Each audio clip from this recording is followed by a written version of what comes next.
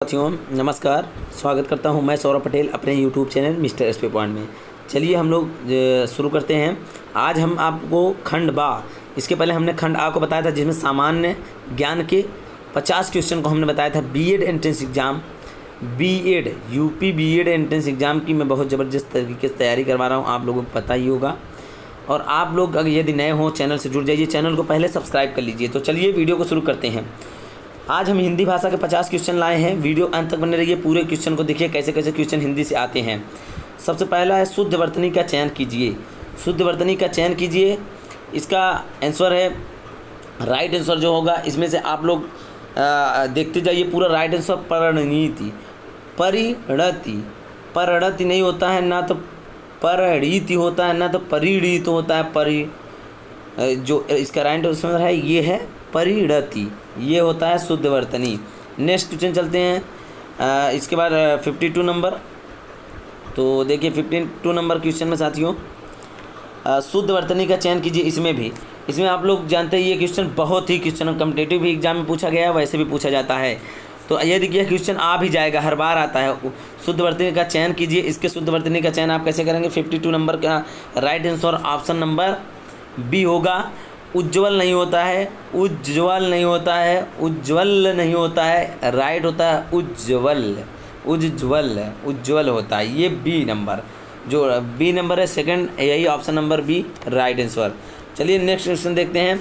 दयानंद में प्रयुक्त संधि का नाम बताइए। दयानंद, दयानंद में कौन सी संधि है, इसको आपको नाम बताना है। आपको राइट आंसर इसमें से कौन सा होगा? दयानंद का जो प्रयुक्त संधि का नाम है ये दीर्घ संधि है। Option number 20 right answer. Next question, तमोगुण में प्रयुक्त संधि का नाम बताइए। तमोगुण, ये याद कर लीजिए, तमोगुण, तमोगुण में प्रयुक्त संधि का नाम है। 54 नंबर का राइट आंसर जो है ये होगा ऑप्शन नंबर बी विसर्ग संधि। विसर्ग संधि तमोगुण में प्रयुक्त संधि है। नेक्स्ट क्वेश्चन चलते हैं।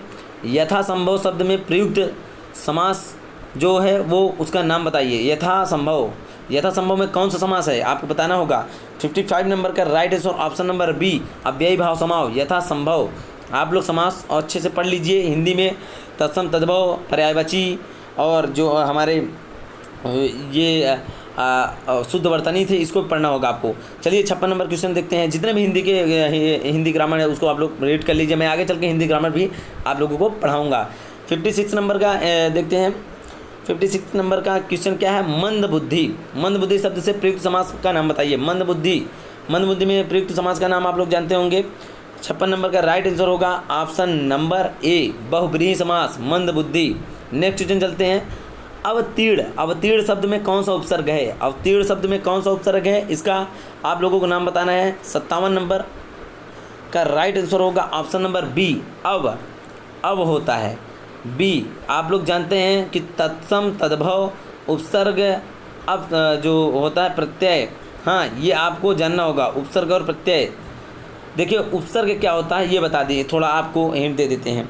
जो उपसर्ग होता है 57 नंबर क्वेश्चन आप देख रहे हैं। 57 नंबर क्वेश्चन बी नंबर है। अब जो आगे जुड़ता है, कोई भी वर्ड हुआ, कोई भी शब्द हुआ, उसके आगे जो जुड़ा होता है, यदि उसमें उपसर्ग पूछे तो उपसर्ग में आगे जो वर्ड आपको मिलता है कि आपको लगता है कि ये अवतीर्ण, जो अब जोड़ दिया गया है, इसमें जो जिस शब्द में आपको लगता है आगे से ये जोड़ा गया है उसी को उपसर्ग हम लोग कहते हैं। आगे चलेंगे। परि, परि उपसर्ग से बनने वाले शब्द का चयन कीजिए। अब देखिए यहाँ परि को किसी में जोड़ करके कुछ शब्द का निर्माण करते हैं तो वही होगा हमारा इसका राइट आंसर। परि से कौन सा शब्द बनेगा? 58 नंबर का राइट आंसर होगा ऑप्शन नंबर सी परिक्रमा। परिक्रमा, प्रतिवादी नहीं बनेगा, प्रसिद्ध नहीं बनेगा, पराजय नहीं बनेगा, ऑप्शन नंबर सी परिक्रमा बनेगा। परि जोड़ दिए उपसर्ग, उसके बाद क्रमा, परिक्रमा। अब नेक्स्ट क्वेश्चन चलते हैं। कृषि शब्द में कौन सा प्रत्यय है? प्रत्यय लास्ट में जुड़ता है, आप लोग जानते भी हैं। तो कृषि शब्द में कौन सा प्रत्यय है? 59 नंबर का राइट आंसर है ऑप्शन नंबर ए ई। कृषि, ई जुड़ा हुआ है, इसमें प्रत्यय होगा, ई लास्ट में जुड़ता है। और देखिए 60 नंबर क्वेश्चन का राइट आंसर कौन सा होगा? ता प्रत्यय में बनने वाले शब्दों का चयन कीजिए। नेता, पाठक, ज्ञातव्य, मृत। तो 60 नंबर का राइट आंसर कौन सा होगा? ऑप्शन नंबर सी मित। मृत, जो मृत है इसमें ता, मृ जानते हैं, मृ होता है, ता जोड़ दिया गया, प्रत्यय इसमें मृत हो गया। तो अब नेक्स्ट क्वेश्चन चलते हैं। 61 नंबर क्वेश्चन को राइट आंसर होगा कामकाज में कोरा होना का अर्थ है, ये मुहावरा है, कामकाज का कोरा होना, कामकाज का कोरा होना का अर्थ है 61 नंबर का राइट आंसर होगा डी नंबर, काम ना जानना, काम काज का कहते हैं कोरा होना, काम ना जानना।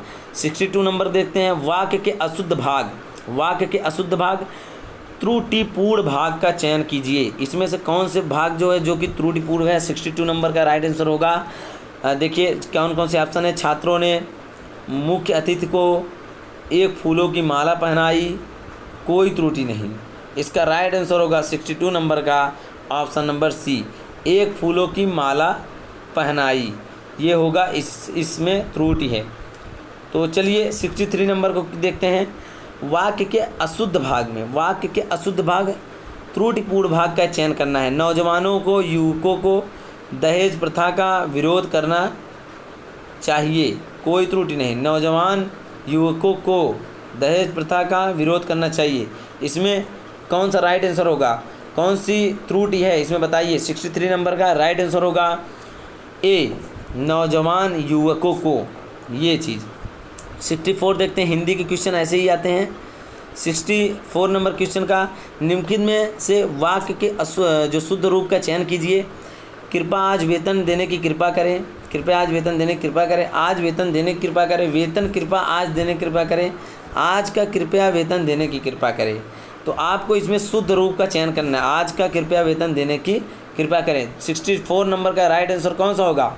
64 का राइट आंसर बी होगा, आज वेतन देने की कृपा करें। यदि आप कहीं जाते हैं तो कहते हैं आज मेरी वेतन देने की कृपा करें या आज वेतन देने की कृपा करें। 65 नंबर को देखेंगे, वाक्य में रिक्त स्थान की पूर्ति करनी है। परिश्रमी व्यक्ति को क्या मिलती है? वही भरना है। परिश्रमी व्यक्ति को सफलता मिलती है, निंदा मिलती है, उपहास मिलती है, शिकायत मिलती है। तो क्या आप कहेंगे इसमें क्या फील होगा? 65 नंबर का राइट आंसर होगा ऑप्शन नंबर ए, पर सफलता। वाक्य में रिक्त स्थान की पूर्ति में परिश्रमी व्यक्ति को हमेशा सफलता मिलती है। उसके बाद चलते हैं हम लोग 65 के बाद 66 नंबर का क्वेश्चन देखते हैं, रिक्त स्थान की इसमें पूर्ति करनी है। तो देखिए सवाल क्या है, रिक्त स्थान की पूर्ति कीजिए। संविधान में हिंदी को क्या कहा गया है? आपको भरना है, आय भाषा कहा गया है, राष्ट्रभाषा कहा गया है, या फिर राजभाषा कहा गया है, या फिर संपर्क भाषा कहा गया है, कौन सा? आपको इसमें राइट आंसर देना है। तो 66 में संविधान में हिंदी को क्या कहा गया है? राजभाषा कहा गया है। नोट कर लीजिए, आपका पॉलिटी का भी सवाल बन जाता है, यहाँ पर भरने में भी आपका हिंदी का सवाल बन जाता है। रिक्त स्थान में पूर्ति कीजिए। हमें भारतीय होने पर है कि गर्व है कि उत्साह है, क्या है हमें भारतीय होने पर? हमें भारतीय होने पर गर्व है। 67 नंबर का आंसर होगा ऑप्शन नंबर ए। 68 देते हैं, 68 में अनेकार्थ शब्दों का एक शब्द यह है। इसमें क्या है देखिए, जिसकी कल्पना ना की जा सके उसे एक शब्द में क्या कहा जाए? अनेकार्थ शब्दों का एक शब्द है या जिसका आप लोग जानते हैं, जिसकी कल्पना ना की जा सके उसे क्या कहेंगे? उसका एक शब्द में क्या कहा जाएगा? अकथनीय, अवर्णनीय, कल्पनीय, आदर्शनीय। 68 नंबर का राइट आंसर होगा अकल्पनीय। जिसकी कोई कल्पना न की जा सके उसे हम लोग क्या कहेंगे? अकल्पनीय। Right answer option number C. चलिए 69 नंबर चलते हैं, स्त्री पुरुष का जोड़ा के लिए एक शब्द बताइए। स्त्री पुरुष के जोड़ा के लिए आप एक शब्द बताएंगे, दंपति, युग, युगल, पत्नी। 69 नंबर का राइट आंसर होगा ऑप्शन नंबर बी, दंपति। दंपति होगा पति और स्त्री और पुरुष का जोड़ा के लिए एक शब्द दंपति कह सकते हैं आप। दंपति में पति पत्नी का जोड़ा आ जाएगा। 70 नंबर क्वेश्चन देखें, निम्नलिखित शब्दों में से यड़ संधि वाले शब्द को चयन कीजिए। यड़ संधि वाले शब्द को चयन करना है हमको। तो यड़ संधि वाला शब्द कौन सा होगा? इसका राइट आंसर होगा निम्नलिखित शब्दों में से यड़ संधि वाले शब्द का चयन कीजिए। 70 नंबर क्वेश्चन का राइट आंसर होगा ऑप्शन नंबर ए, इत्यादि। इसमें यड़ संधि है। हिंदी किस लिपि में लिखी जाती है? आपको याद करना होगा यह क्वेश्चन जरूर। जो हमारी 71 नंबर क्वेश्चन है, इसका राइट आंसर होगा देवनागरी।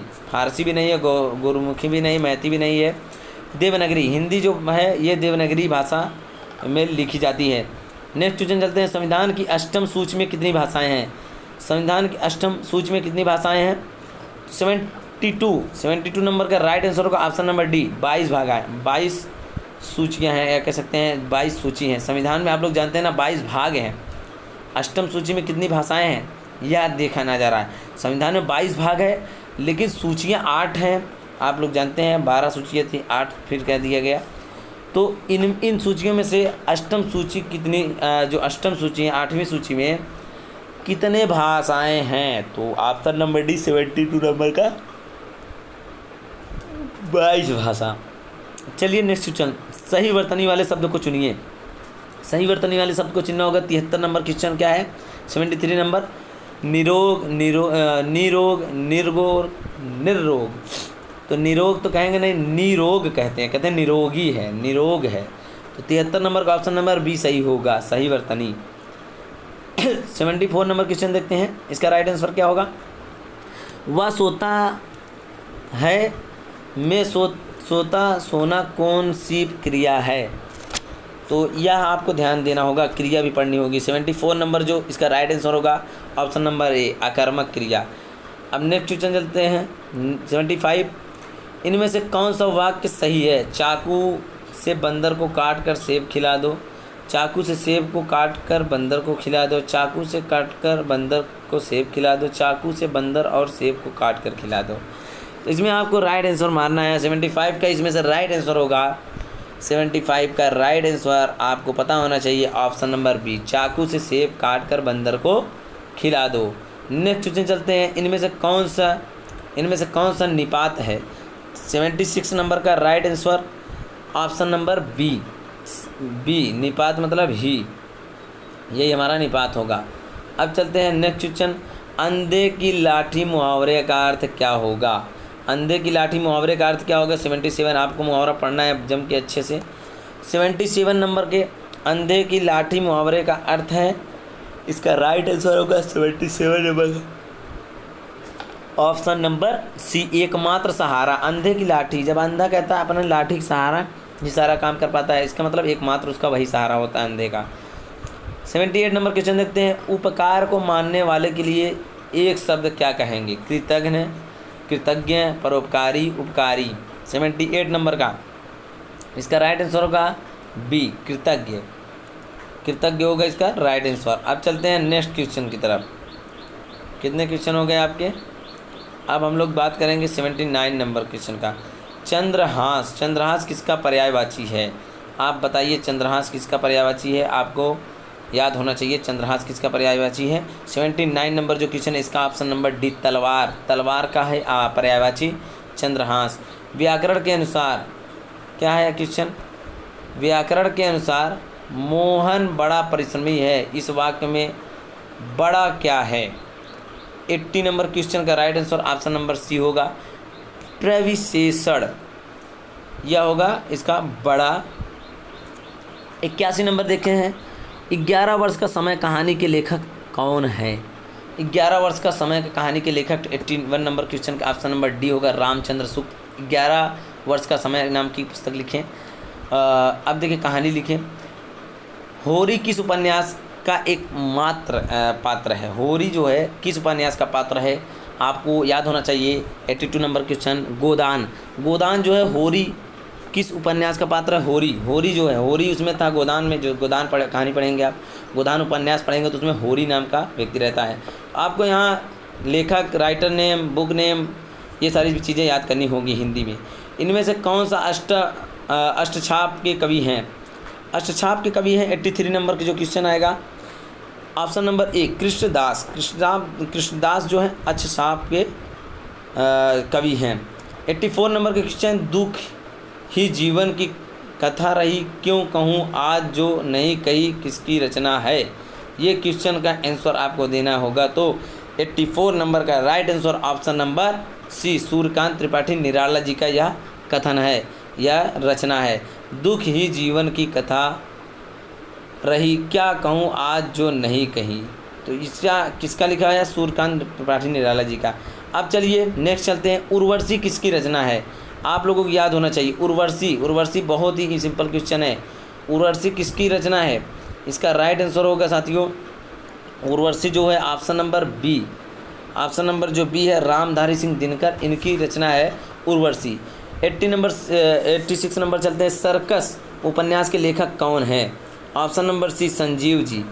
ऑप्शन नंबर सी, आप लोग इसको नोट करके याद करते जाइए। छायावाद का समय कब से कब तक माना जाता है? छायावाद का समय कब से कब तक माना जाता है? 87 नंबर का राइट आंसर होगा ऑप्शन नंबर बी। सन 1920 से 1936 तक के समय को छायावाद का समय माना जाता है। नेक्स्ट क्वेश्चन चलते हैं 88 नंबर। संसद से सड़क तक पुस्तक के रचनाकार कौन है? इस पुस्तक के रचनाकार 88 नंबर के ए सुदामा पांडे धूमिल जी हैं। 88 आप लोग नोट कर लीजिएगा। नेक्स्ट क्वेश्चन चलते हैं, रामचरितमानस किसकी रचना है? आप लोग जानते हैं तुलसीदास। रामचरितमानस 89 नंबर का option number D Tulsidas ji हैं। और नेक्स्ट क्वेश्चन चलते हैं, प्रेम सागर किसकी रचना है? प्रेम सागर किसकी रचना है आप लोगों को बता दूं तो जो 90 नंबर क्वेश्चन है इसका राइट आंसर है लल्लू लाल। लल्लू लाल राइट आंसर है। प्रेमचंद जो है प्रेम सागर इन्हीं की रचना है। अब चलते हैं हम लोग हिंदी भाषा के कारक चिन्हों की संख्या कितनी है, जो 91 नंबर क्वेश्चन में पूछा गया है। इसका ऑप्शन नंबर सी होगी। कारक 8 होते हैं, आप लोग जानते हैं, कर्ता ने कर्म को करर से करक। ये एक आप लोग 8th में या फिर कहते हैं 8th से ही शुरू हो जाता है। 9, 10, 11, 12 खूब पढ़े होंगे हिंदी ग्रामर में इसको। कारक को 8 कारक होते हैं। ग्रेजुएशन भी यदि आप लोग हिंदी पढ़े होंगे तो आप पढ़े होंगे कि कर्ता जो कारक होता है वो 8 चिन्हों की संख्या होती है। चलिए नेक्स्ट क्वेश्चन 92 नंबर है, क्रिया का आधार क्या है? क्रिया या आधार सूचित करने के लिए किस कारक का प्रयोग किया जाता है? 92 नंबर क्वेश्चन है, ऑप्शन नंबर डी अधिकरण कारक। अधिकरण कारक। नेक्स्ट क्वेश्चन चलते हैं, अर्थ की दृष्टि से सर्वनामों में कितने भेद होते हैं? अर्थ की दृष्टि से सर्वनाम के कितने भेद होते हैं? अर्थ की दृष्टि से देखेंगे तो 5 भेद होते हैं सर्वनाम को, याद कर लीजिएगा। जो प्रोनाउन होता है, ढेरों अनाज शब्द कौन सा विश्लेषण है? ढेरों अनाज शब्द में कौन सा विश्लेषण है? 94 नंबर का राइट आंसर होगा ऑप्शन नंबर सी परिणामवाचक। गुणवाचक भी नहीं होगा, संख्यावाचक भी नहीं होगा, सर्वनामिक भी नहीं होगा, परिणामवाचक होगा। ये हमारा ढेरों अनाज शब्द में कौन सा है? अब चलिए 95 नंबर क्वेश्चन देखते हैं, चुल्लू भर पानी शब्द में कौन सा विश्लेषण है? इसका राइट आंसर देखिए 95 नंबर का ऑप्शन नंबर ए परिणामवाचक। परिणामवाचक है चुल्लू भर पानी। 96 नंबर क्वेश्चन देखते हैं, 96 नंबर का राइट आंसर कौन सा होगा? ऑप्शन नंबर सी संयुक्त क्रिया।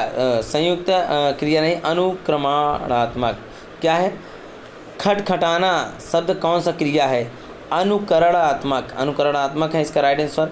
97 चलते हैं, निम्नलिखित में कौन सा चिन्ह जो योजक चिन्ह है? 97 नंबर का राइट आंसर होगा योजक चिन्ह। आप लोग जानते हैं ऑप्शन नंबर क्या होगा? सी होगा। ऑप्शन नंबर सी योजक चिन्ह, जो हम लोग माता पिता में लगाते हैं, भाई बहन में लगाते हैं, और उसके बाद दिन रात में लगा देते हैं, तो यही योजक चिन्ह को हम लोग कहते हैं, जो सीधा लाइन खींचते हैं। अब देखिए नेक्स्ट क्वेश्चन 98, हर्ष शोक घृणा आश्चर्य आदि भाव से अभिव्यक्त करने वाले शब्दों की वाक्यों में कौन सा चिन्ह लगाया जा सकता है? 98 नंबर का राइट आंसर होगा ऑप्शन नंबर बी विस्मय बोधक चिन्ह।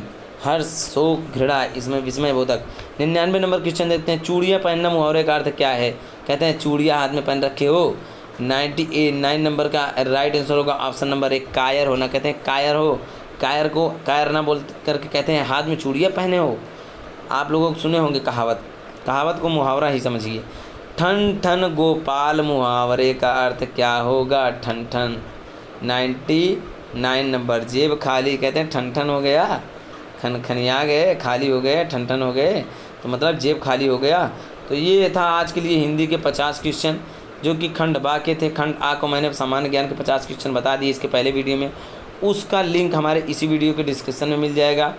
और अब लगातार हम अनसॉल्व के साथ साथ प्रैक्टिस सेट भी सॉल्व कराएंगे। वीडियो में आप लोग बने रहिए और ज़्यादा से ज़्यादा हमारे इस यूट्यूब को चैनल को शेयर करिए सभी साथियों के पास, और हमारे चैनल को सब्सक्राइब करिएगा, लाइक करिएगा, और कमेंट बॉक्स में जो भी आपका डाउट होगा, जो भी चीज़ें पूछना चाहेंगे पूछ लीजिएगा। चलिए बहुत बहुत धन्यवाद वीडियो देखने के लिए।